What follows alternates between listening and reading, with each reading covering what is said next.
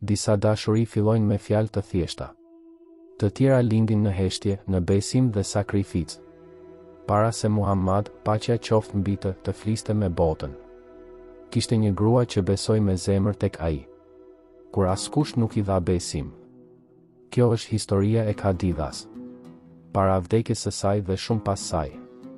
Ndikimi i saj mbeti i gjallë. Para shpalljes, para misionit, para historisë. Muhamad, paqja qoftë mbi të, ishte i njohur për ndershmërinë e tij. Khadija bint Khuwailid ishte një grua fisnike nga Meka. E mençur në mendje, e vendosur në gjykime, e pavarur. Kur e zgjodhi atë për të menaxhuar tregtinë e saj, shite më shumë se aftësi apo përvojë. Ajo njohu karakterin fisnik dhe zemrën e pastër. Kur i propozoi martesën Muhamadit, paqja qoftë mbi të, nuk ishte për nevojë apo dobësi. Ishte një akt respekti dhe admirimi. Martesa e tyre ishte e ndërtuar mbi besim, jo mbi pasuri apo rehati të përkohshme. Ishte një shembull i rrallë i partneritetit të vërtetë. Vitet kaluan qetë dhe thjesht, deri në një natë. Pas saj, gjithçka ndryshoi përgjithmonë. Muhamad, paqja qoftë mbi të, u kthye dritshëm nga shpella Hira. I trembur nga intensiteti i shpalljes së parë. I impresionuar nga ajo që pa dhe dëgjoi. Khadija nuk dyshoi as për një moment. Ajo nuk e refuzoi dhe nuk e sfidoi sinqeritetin e tij. E qetësoi me fjalë të buta dhe ngushëlluese. Ajo tha, jo, me Allahun, ai nuk do të turpëroj. Ti mban lidhjet familjare dhe ndihmon të dobëtit. Ti gjithmonë thua të vërtetën dhe mbron të shtypurit. Ti mban barët dhe udhëheq të humburit.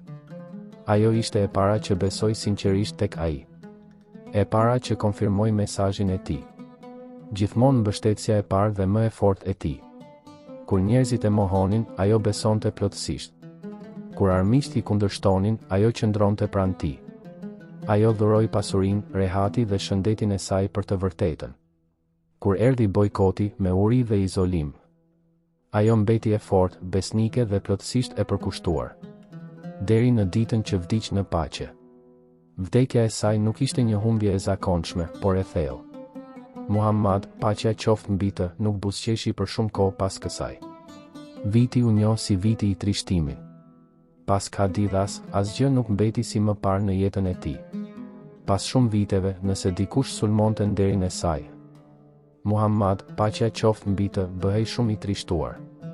Kur bënte një sakrificë, e ndante.